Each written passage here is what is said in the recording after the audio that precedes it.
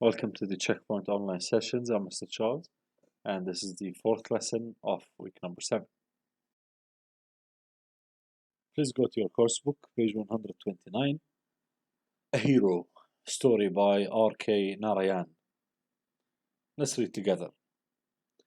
For Swami, events took an unexpected turn. Father looked over the newspaper he was reading under the half lamp and said, Swami, listen to this. News is to hand of the bravery of a village lad who, while returning home by the jungle path, came face to face with a tiger. The paragraph described the fight the boy had with the tiger and his flight up a tree, where he stayed for half a day till some people came that way and killed the tiger. After reading it through, Father looked at Swami fixedly and asked, What do you say to that? Swami said, I think he must have been a very strong and grown-up person, not at all a boy. How could a boy fight a tiger? You think you are wiser than the newspaper? Father sneered. A man may have the strength of an elephant and yet be a coward, whereas another may have the strength of a straw, but if he has courage, he can do anything. Courage is everything. Strength and age are not important. Swami disputed this theory. How can it be, Father? Suppose I have all the courage.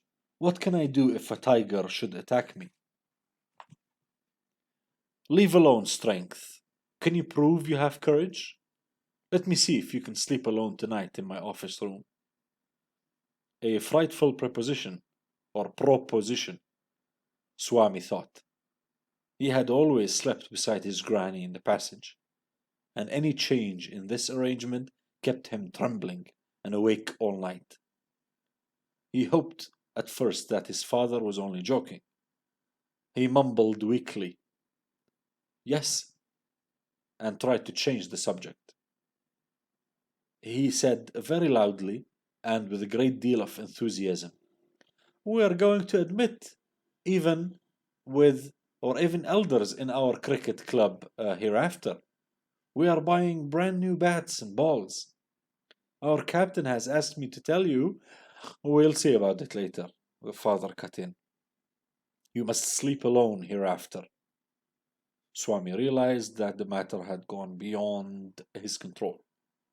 From a challenge, it had become a plain command. He knew his father's tenacity at such moments.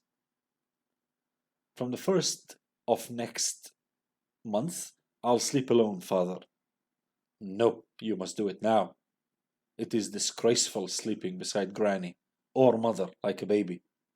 You are in the second form, and I don't at all like the way you are being brought up, he said, and looked at his wife, who was rocking the cradle. Why do you look at me while you say it? She said. I hardly know anything about the boy. No, I don't mean you, father said. If you mean that your mother is spoiling him, tell her so, and don't look at me, she said and turned away.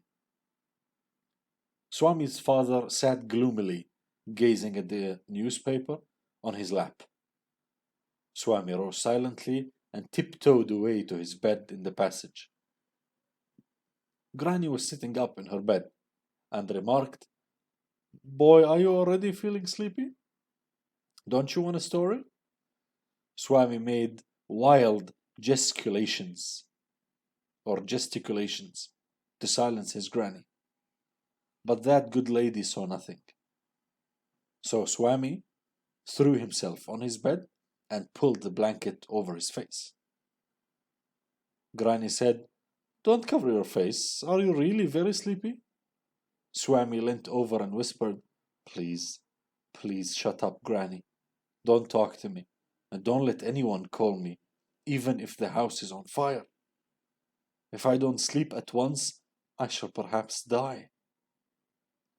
He turned over, curled, and snored under the blanket until he found his blanket pulled away. Presently, father came and stood over him. Swami, get up, he said.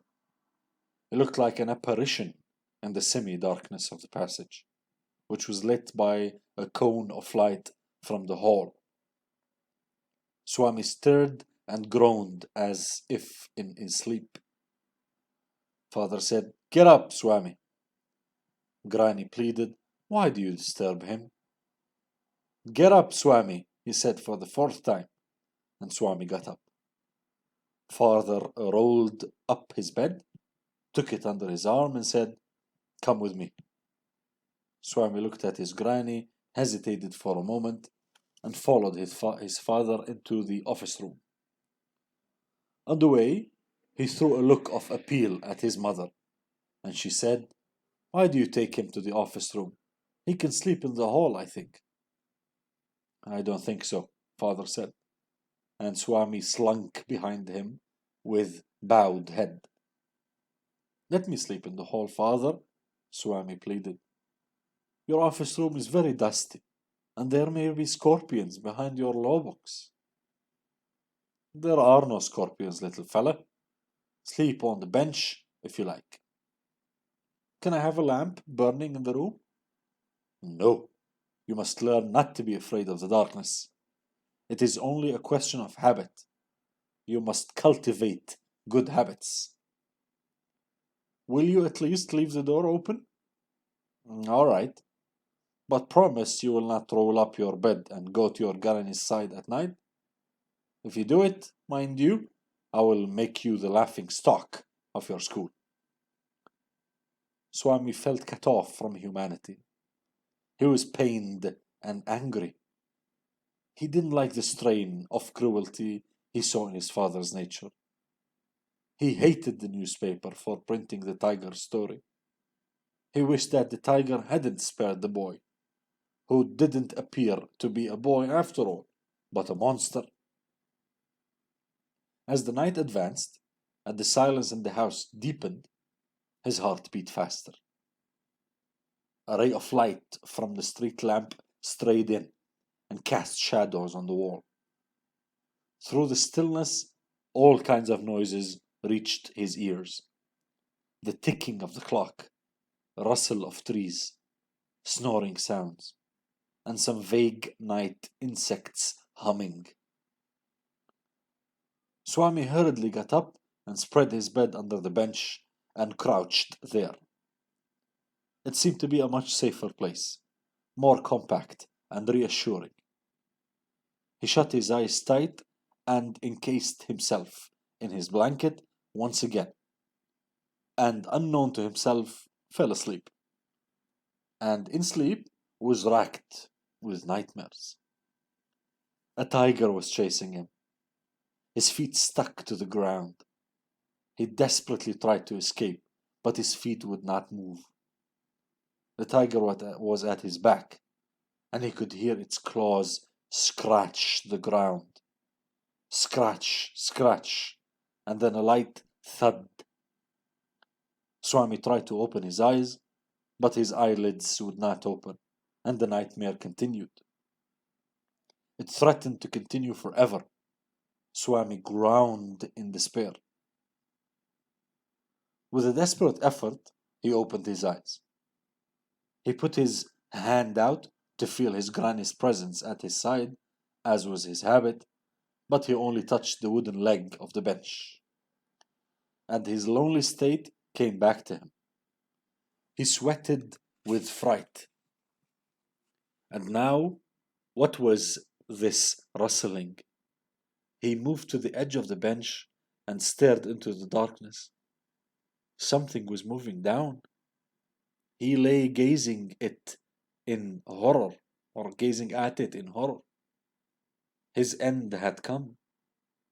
As it came nearer, he crawled out from under the bench, hugged it with all his might, and used his teeth on it like a mortal weapon. Ayo! Something has bitten me, went forth an agonized, thundering cry, and was followed by a heavy tumbling and falling amidst furniture. In a moment, father, cook and a servant came in carrying light, and all three of them fell on the burglar who lay amidst the furniture with a bleeding ankle. Congratulations were showered on Swami the next day, his classmates looking at him or looked at him with respect, and his teacher patted his back.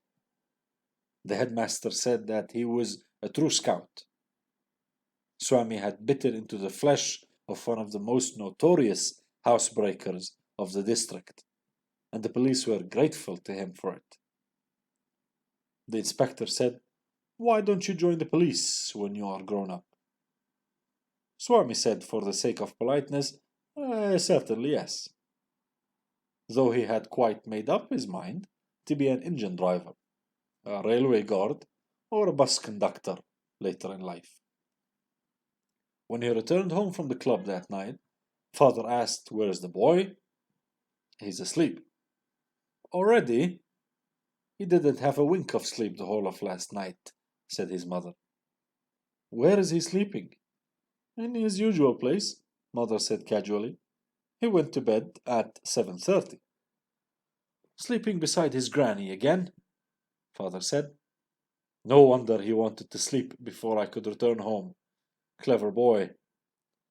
Mother lost her temper. "You let him sleep where he likes, you needn't risk his life again." Father mumbled as he went into change. "All right. Mollycoddle and spoil him as much as you like. Only don't blame me afterwards."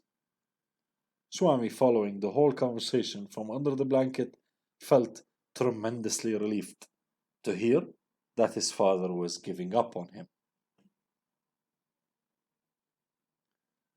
Difficult vocabulary. Lad is a colloquial way, is an informal way to say boy or little boy. Flight up is the escape. Sneer, to mock. This is from when his father sneered at him while he was reading the paper. Dispute, to argue. Proposition is to offer. To propose is to offer. An offer could be a noun or a verb, but in this context exactly, it's a noun. Hereafter, from now on. The tenacity, the persistence of his father. Gesticulations are the gestures. The apparition, his father was like an apparition in front of his bed in the semi-darkness. Apparition means ghost. Slunk, sneaked, tiptoed. He threatened to make him the laughing stock of everyone in the school. It means that he threatened to make him or to make everybody mock him. Strain is the pressure. To rustle or the rustle, the soft sound made by the moving leaves, the rustle of leaves or the rustle of trees. Thud, the crash when the burglar fell. With all his might, with all his power, as powerful as he can. Mortal means lethal or deadly. Notorious, someone who is famous for something bad, famously ill known. If you remember it from the reading story of term 1. To mollycoddle, to overprotect. So someone's mollycoddling someone is overprotective of them. To cultivate is to acquire, to develop, to learn. He was so glad his father gave him up to stop pushing him, to stop making him do things. Text analysis.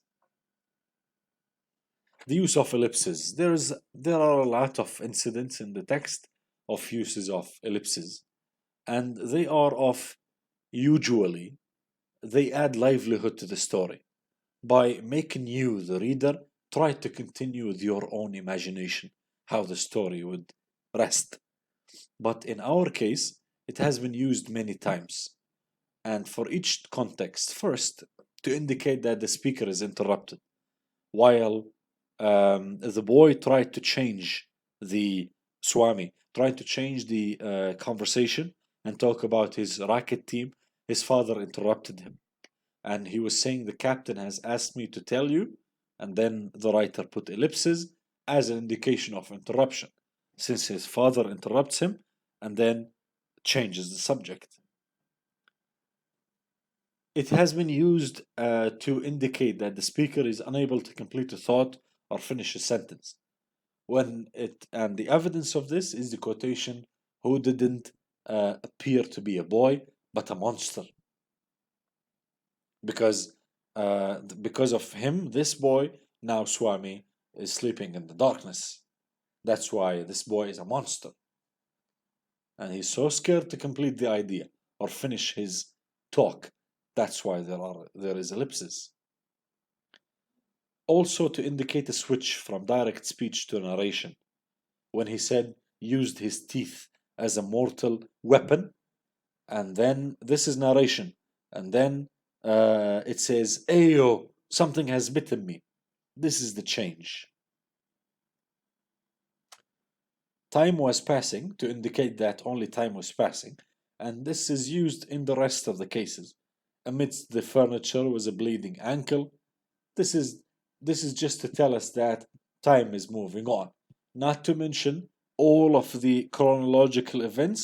We just end in this point and then put ellipses and then continue at the point that we want.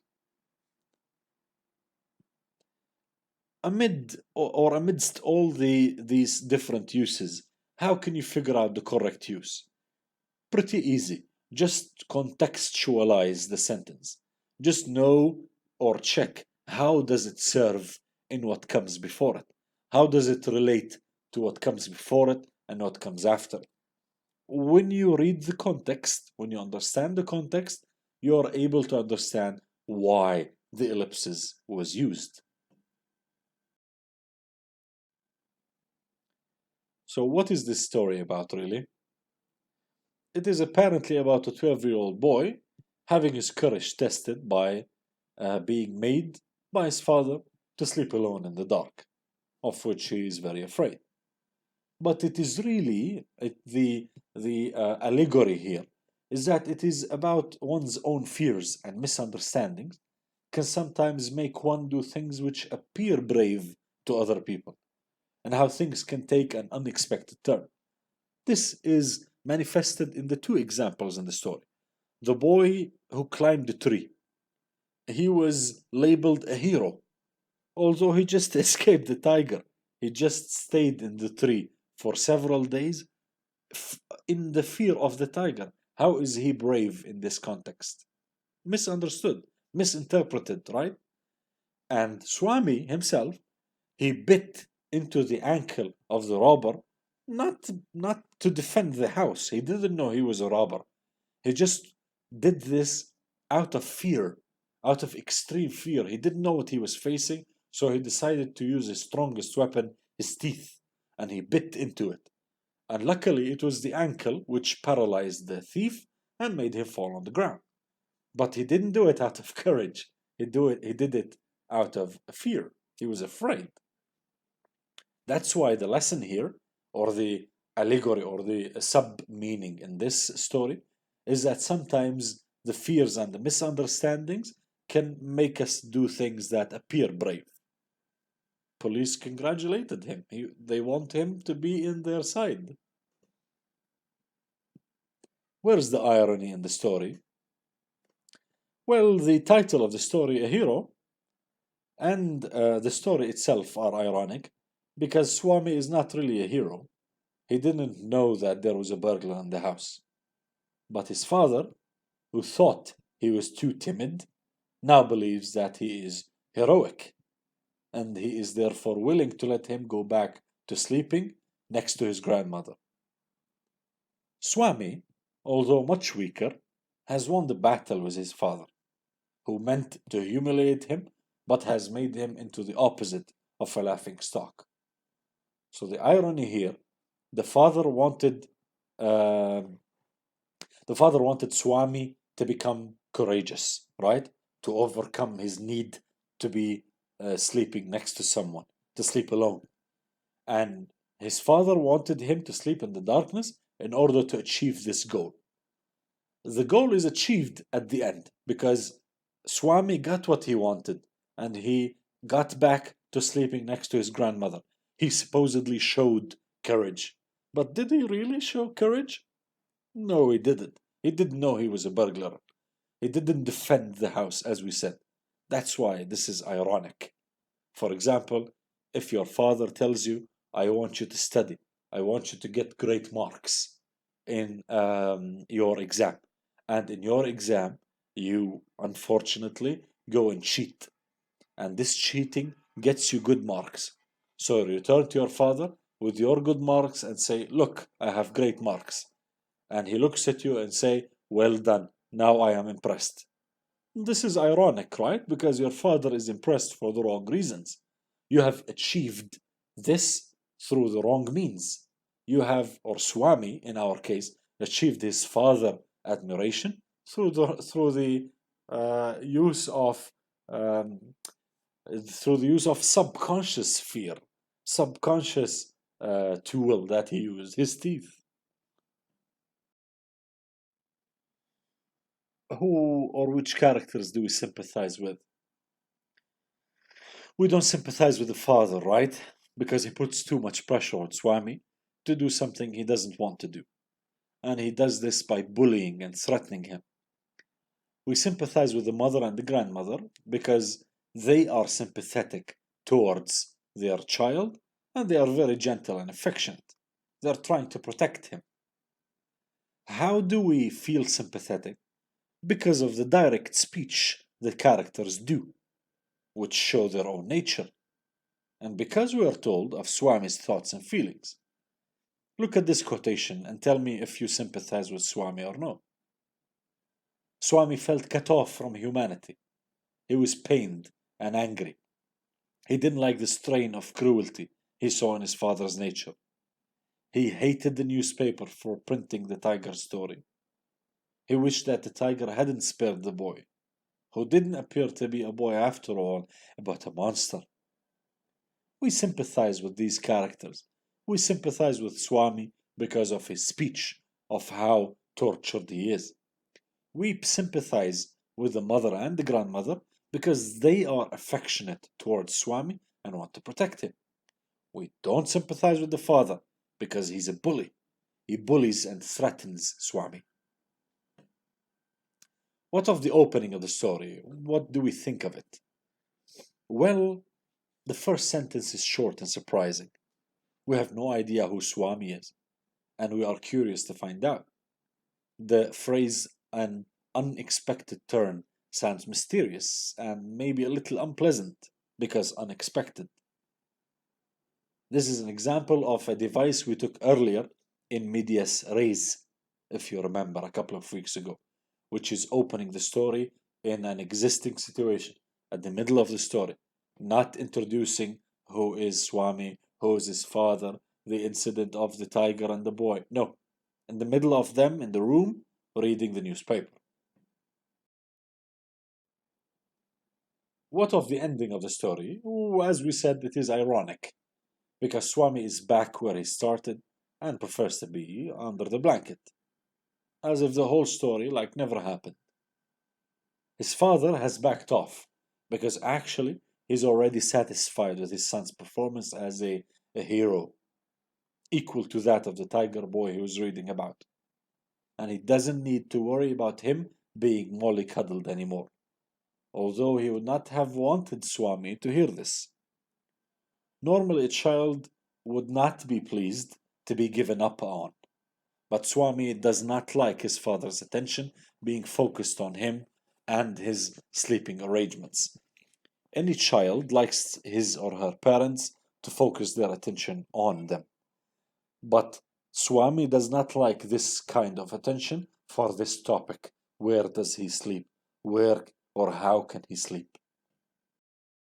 We're done for today. Thank you very much for listening. Stay safe and keep up the good work.